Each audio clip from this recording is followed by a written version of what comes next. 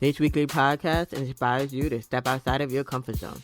My name is Zakir Muhammad, and I'm your host of the Living Legacy podcast. I am a cancer survivor, brand cultivating strategist, author, and world traveler. This Living Legacy podcast features women of purpose sharing stories of resilience. They are single and married. They are artists and entrepreneurs who run businesses and juggle parenthood. If you are ready to hear interviews about professionalism, entrepreneurship, travel, life, and love, you are in the right place. They will share stories of how they overcame adversity while seeing life through a different lens. Let's get into it. So today's guest on a Living Legacy podcast is Shinjini. Like me, she published a book about the age 26 and 27, and she's the author of Unapologetically Shinjini. Best known as the Go-Getter Girl, she is on a mission to bridge the content gap between intellect and pop culture in the media. She is the CEO and founder of Das Media Group. It highlights intellectual, educational, empowering, and motivational content. Shinjini Das graduated with a full-ride scholarship in industrial engineering at Georgia Tech. So she's currently based in Atlanta by way of Los Angeles, and today she shares how she advocates, empowers, and creates spaces for her go-getters through interactive marketing on social media, which reaches 7 million plus go-getters a month all across all of her social media platforms. So hi, Shinjini, how are you? Thank you so much for being a guest today. Of course, Akira, thank you so much. And you are everything that I advocate for. You are a go-getter. You are going and getting your goals. So it only makes sense that I am on your show. So thank you. Thank you. It's perfect timing and it absolutely works out. And I think this is going to be an amazing conversation for all of our go-getters, all of our women who have overcome adversity with resilience. So let's start with that. Let's start with the background of who you are. Because from my understanding, immigration shapes everything when it came to making you Shinjini, right? So tell us about that. Totally. No, you're right. And by the way, I love your name. And it could be Indian, it could be South Asian, it could be many things. Actually, funny you mentioned that. So Zakir is Arabic for the hereafter, that Nayar is Illuminist, but I've seen it. My mom used to love watching Big Bang Theory, Okay. so when she saw Kuno Nayar, Yeah. so they were like, "Are you related?" I'm like, "No, that's just my middle name." But yeah. Oh, that's your middle name. So yeah. Did she just give you that name? Yeah. Oh my God. Because when I saw that, I'm like, is she Indian? Wait, okay. That makes sense. Yeah. It's I got Caribbean in me, a little bit of Caribbean. So okay. yeah. Right. Close. Yeah. It is very Indian. Nayar is a very Indian name. Basically, Zakira, you're right. I moved from India to Malaysia to the United States at 9. And I think 9 is sort of that age of like 9.5 where, you're this functioning human being, and you feel a lot of things. And so a lot of my friends, they'll have moved to the US at 2, so they don't really remember anything, right? Or, 0, they really don't remember anything. So I think for me, it was an interesting thing because the age made my situation a little unique. And then also a lot of my friends who did immigrate, they immigrated from India, whereas I immigrated from Malaysia. So I think that was also very different. So as a result, I definitely did not feel like I belonged in America for the longest time. And I'm very open about my struggles about that, because when you are sort of this, interesting, like I like to call it third culture kid, that you are Indian, you were sort of raised in Malaysia, now you're in America, you really have this crisis of who am I, and I definitely felt that a lot. So I was in New Jersey for the first 2 years of my life here in America, 9 to 11, and then moved to Georgia at 11. It's been hard. It's been really difficult to find my place, because looking around, I had friends around me who had never left the state, much less the country. So I got questions like, "Oh, so you're Malaysian?" And I said, "No, just because you live somewhere, it doesn't mean you're that, right?" So you're like, it was just such a mess. And then where is Malaysia? Where is India? Where is it? So I think it was an opportunity to educate, but at 9, 10, I already knew at 11 that if ever I got the opportunity to educate, to create awareness about diversity, about the fact that being American means being many things, that I would use that opportunity. So I think destiny has aligned But it was really hard. It was really difficult. Again, I didn't feel like I belonged. Culturally, I was a misfit. English, I didn't have a problem with because Malaysia was a British colony. So, we obviously spoke English, and I went to a great international school, private school, one of the best private schools in Kuala Lumpur. The English wasn't a problem, but American English was a problem, and the cultural references, and also it was all kind of a mess. But again, I persevered. And I think somewhere that spirit was born in me then, this idea of let's go get it done, let's get the grades, let's get because when you are an immigrant, you're struggling so much that you almost don't want some things to be a struggle. So my thing was, if my grades are great, if my this is great, then I don't have to struggle there. So, but it's been difficult. Yeah, but I'm actually glad you mentioned that American being in America means multiple different things. So you're not putting all your eggs in one basket. You're not literally from one place. I can attribute to that. My mom's from New York. My dad's from Tennessee. My parents met in Atlanta. My siblings are from Atlanta. I was born in Florida. So, it's like you're not really meant to be in one place. This beautiful world was not meant to be created for you to just sit in one place at one time. What age were you? Do you feel that you knew what it is you wanted to really do? Yeah, that's a good question. I think that happened a little bit later. The Georgia Tech happened, engineering, because I think for so long, Zakira, I was on this path, right, that I have to be successful. Because when you are an immigrant, I do think that there is pressure. There is pressure to be successful. There's pressure to make your parents' sacrifices worth it. And so there was this thing of, I'm on the path, right? Engineer, Georgia Tech, #1 industrial engineering program in the country, in the world. But I got this full ride merit scholarship, president scholarship. So, in many ways, I was ticking the boxes, right? Check, check, check, check, check. But at the end of it, when I got my first job, Deloitte Technology Consulting, I thought I had made it, right? I had this great company, great health insurance, a lot of money, a lot of this. I'm like, I'm good. Like, I'm 22, I'm set. I didn't like it though, So I think that was a huge wake up call for me, Zakira, at 22, when I thought I had everything set, and God looked at me and sort of laughed and said, haha, but you're not going to like it, So that was a huge thing of like money versus passion, versus money, right? So just because money is being thrown at you, what if you don't like it? What if he's a great guy on paper, but you don't love him, right? So these are the questions that actually I feel like got to me a lot sooner than most women, right? And I really had to make a choice, because was I going to just stick on, because it was a lot of money and grit, or was I going to have self-respect and say, you know what, I don't really like this, and I went with the second, which honestly is a lot harder, right, than the first, which is just shut up, get the money, get it done, be quiet, move on, right? And I feel like that's how a lot of women live. I'll be honest. That's how a lot of immigrant women live. That's how a lot of just normal women live, is just count your blessings, shut up and get it done. But somewhere, I decided that I have self-respect, that I can't stay like this. And also there was a lot of just, you can't reach out to this person without getting my permission. You can't do this without this. You can't do that. And inevitably everything I did was somewhat wrong. This is wrong. And I'm just like, I don't have to deal with this. And I knew that the alternative is very difficult. I mean, I knew that starting your own company and scaling it, I mean, it's not a joke. I mean, it's not a joke for anyone, so it wasn't like, let me just take the easy way out. Because I think some people still today think that entrepreneurship is the easier way, but anyone will tell you, Gary Vee will tell you, anyone, right? Well, especially an entrepreneur will tell you that is not the easy way out. If anything, that is a harder way out.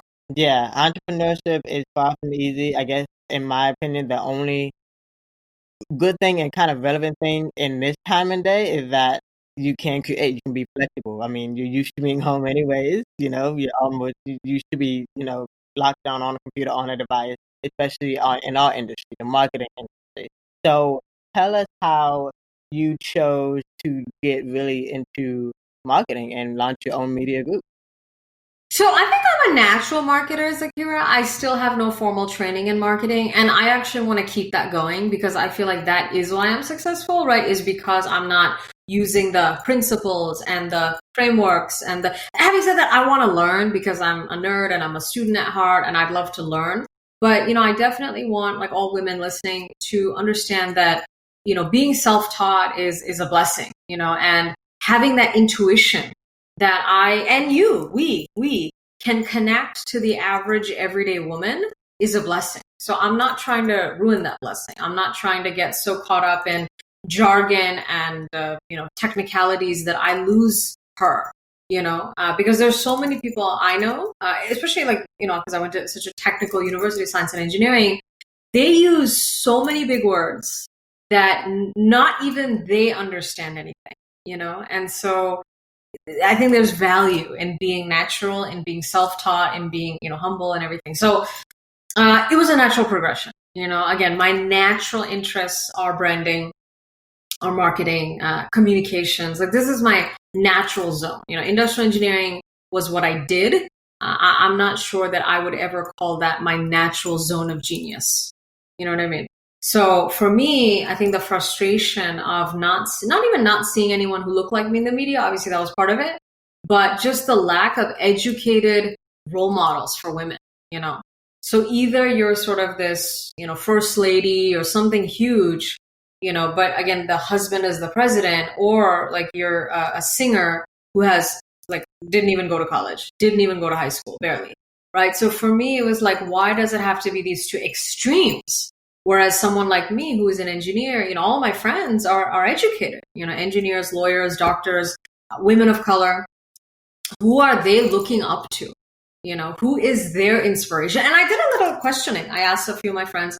Literally, the answer that I got, Zakira, was no one. They literally came back to me and said no one. And I was here going, how about her? How about her? Oh yeah, she's a little older. She's a little this, she's a little that. So then I realized that these women have no one to look up to, right? So either you're a singer or a dancer, but like a doctor is not going to look up at a, like, wow, look at a singer's trajectory. Like it's just very different. I'm not saying good or bad. I'm just saying it's very different. So that always stuck with me. And then once I got disillusioned with Deloitte, I left and I said, you know what? I'm going to try to do this. I don't know how. I have no idea. Okay. I barely even understood anything about the media, much less monetization, much less anything. So this idea of a media group came much later. But the first thing was I was so frustrated with the lack of everything, representation. I felt like the truth was not being represented. It was all just a mess. So I actually started tweeting is what happened at 23. So that's what happened. So I started tweeting and it was very impassioned. Like in retrospect, it definitely was eye-catching because most people then, it was like, whatever, insert political message, and literally my tweet was, every girl should be a go-getter, exclamation mark. So, I mean, that's going to stand out just because it looks so strange compared to everything else. And so a publicist actually picked me up within 6 months of me tweeting and told me I had to be on TV. So that's how the trajectory started. So I did my TV, again, first time on TV, never been on TV. And that's when I started thinking, I really love this. I really love being in front of the camera because this is like middle America. This is like just the most underrepresented places for people of color. So for me to go on and say like girls should be go-getters, like it was just wild, and I'm talking like Indiana. I'm talking like rural Indiana even, So, but they all love me and they love my message and the producers were all like, please come back. We love you. And that's when I was like, you know what? Maybe that's my calling, to be a bridge between media and sort of the everyday people, people of color, women of color, and the media. So then my wheels started turning and I said, but how do I make money from this? And that was a whole process. No one around me knew anything. They were just clueless, and I think it's also because the media doesn't reveal a lot of its business models or monetization models. So a lot of people around me, even people from the industry, didn't really help at all. So again, I had to do my own research, go back to Google, go back to the drawing board and say, well, how does the New York Times make money? How does insert app here make money? And then I realized that, it's a subscription model or advertiser or whatever. And that's when I said, you know what? I don't even know how it's going to work, but I'm going to make it work because that's just who we are, right? We're go-getters, we're doers, and we fall on our face every day, but I also don't give up, So I knew that it's going to be hard, but I'm going to figure it out. And that's when I signed with a speaking agency, and I got literally my first book, not even check. I got my first two bookings, total of which was like 5,500 plus. So almost $6,000, and I literally quit my digital marketing job that day because I was like, I'm done, I'm out. Because when it becomes painful to go into work, that's when you know that you are just not productive. So October 2016. And even then, I told myself, I said, obviously it's me, myself, and I'm a speaker, I'm an influencer, I'm a this, but I'm trying to build a media group. I knew that from day one, which is why when I was even looking for names, there were other options. A lot of options had agency in them. But I even told myself, I said, I'm not trying to build an agency. Like that's not what I'm trying to do. I'm trying to build a media platform. So you have the app, you have my own personal brand stuff, right? Speaking, my merchandise and all that stuff. You have my, the direct to consumer business. You have a platform business. You have a subscription business. It's a media group. So that was the intellectual content, empowering content for go-getters. So I think the ethos has stayed the same. I think where we are still sort of struggling to really get scale is monetization and who we're reaching out to and what they have going on. And, we're trying to do some social media content partnerships. And I'm like, well, they're at this amount, and a lot of people, if they can't afford that, then so I think we're struggling with scale a little bit now in terms of sales. But yeah, followers and everything, we're almost at, 500,000 plus across my social media platforms. And most importantly, very engaged. They're go-getters, they get the message, they understand, they like me. So I'm very grateful for that. Are you ready to start your own podcast? Now is the best time for you to share your story. Your story needs to be told. Sign up with my promo code LEGACY at signup.libsyn.com to get 45 days of free hosting. That means this month and next month free. So visit signup.libsyn.com and use promo code LEGACY. Absolutely. I'm so glad you mentioned the back end of why you chose Media Group, because of course it can be considered as an agency, it can be considered as a magazine. But I kind of agree, we're on the same equilibrium because I also feel like I started the same media group for that same purpose. So I called it Media Group, even though right now we are a marketing agency. Later on, I mean, we can bring in more speakers, bring in more photographers, bring in, everything else in the visual media, the visual creative medium, because that's what media really is. So let's talk about Twitter. I want you to dissect the quote for you said, men think I'm gorgeous, women think I'm inspiring. I'll take both. Starting from the bottom makes you appreciate any and all compliments. So tell me what that was about. I love that. Yeah, I love that. yeah. Tell me what that's about. Yeah, well, and I think it's that when you are this ambitious woman, Zakira, a lot of the time it's like she's a bitch. She's a this. She's a diva, right? And that's a big word I hear a lot. Right. And it's not just me. I mean, like millions of women, right? I'm a diva. You're a this, you're a whatever, you're a bitch. And so I think for the first time in my life, over, I would say the past year, because I really feel like my following has really, not even following, but just the love and appreciation that I feel from go-getters has really skyrocketed in the last year, because we've gone from 1 million impressions a month in October 2018 to now 7 million in just a year and then some. So 7x, huge love, huge appreciation. Today, I finally feel listened to and heard and appreciated for who I am, versus who they want me to be, like don't speak too much, don't be too loud, especially if you come from an immigrant community, it's like, don't laugh too loud, don't open your mouth that big, don't wear a short skirt, like pretty much don't do anything, it's as close to that as possible, don't do anything, just shut up, do your work, get it done and die. That's pretty much it, So for me, like to hear from men now saying, "Oh my God, you're so gorgeous," because I mean, I felt like a nerd for the majority of my life, right? Georgia Tech, engineering. Just I'm a student, So as a student, like I'm not doing makeup, I'm not focused on my eyelashes. Like I never did this. I didn't even own makeup, barely, because I'm studying. Like my whole life has been studying and working, right? So today, like to hear all these men, some of whom like, right, super attractive, really high quality men saying that, "Oh my God, you're gorgeous, you're this," when they have these options in the media of models and, singers and whatever, like they're calling me gorgeous. And like, signaling that out, I feel validated in a very special way because, like you and I, we've made some sacrifices. We've focused on different things. And there's a huge likelihood of men being like, bitch, right? But the fact that they're coming back to me and saying, I think you're gorgeous, I think you're special, I think you're amazing, like it literally lights up my soul in a really special way. Not because I need validation, because that's not true, but because I felt the opposite of validated for a long time for being who I am. And for the first time now, I feel a real sense of validation, right? And even with the women, there's so much women on women hate. There's so much women on women tension that the fact that really all women are like, you're so inspiring. You're so like, that means a lot to me, because that means that I'm channeling my energy in the right way, so that she's not threatened. She's not, I don't know, like worried, what I mean? Like, who does she think she is? And all that stuff that girls say, right? She knows that I'm on her team, which is exactly what it is. Same with you. You're on her team, so there's no reason to be jealous.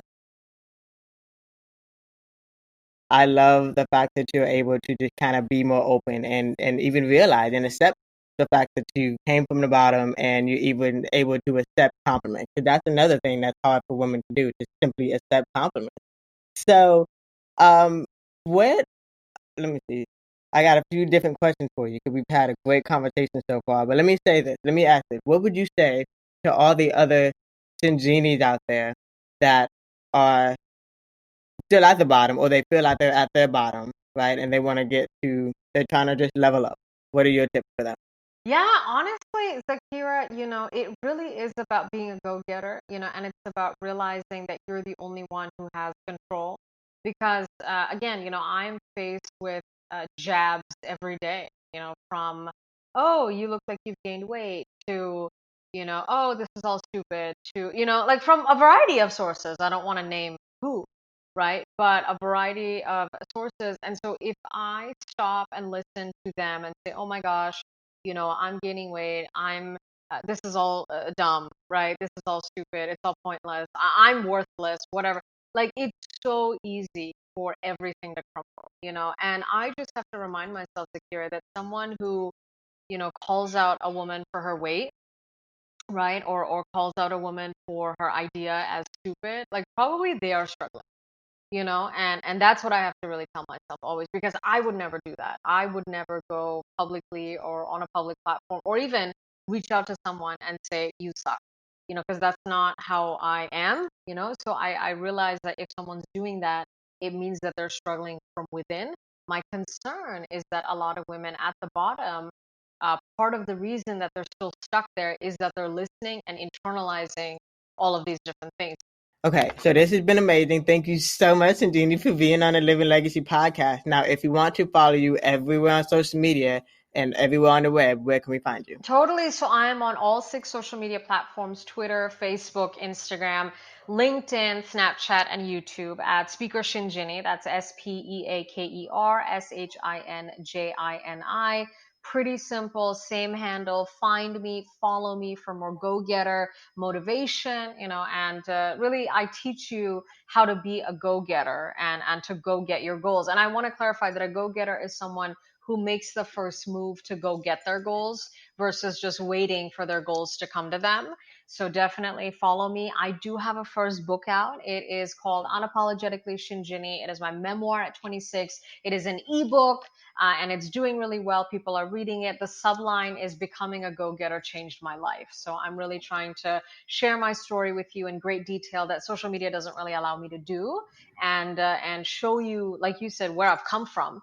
Which is the bottom, right? And how I'm creating my own privilege. I'm building my own way into, as you know, a very, very white, privileged media world. So I want to encourage you to create your own privilege like a go-getter. So. Perfect. Well, thank you. I know my listeners are going to love this episode, and thank you so much for your time. Thank you, Zakira. You're amazing. And we're all living our own legacies. Thank you for listening to the Living Legacy podcast. Be sure to subscribe, follow, and download so you don't miss the next episode. If you want to learn more, you can visit ZakiraNayar.com. That's ZAAKIRAHNAYYAR.com. Do you have any suggestions on a topic you want to be talked about? Send me an email or leave them in a review. If you love this episode, be sure to share it with your friends.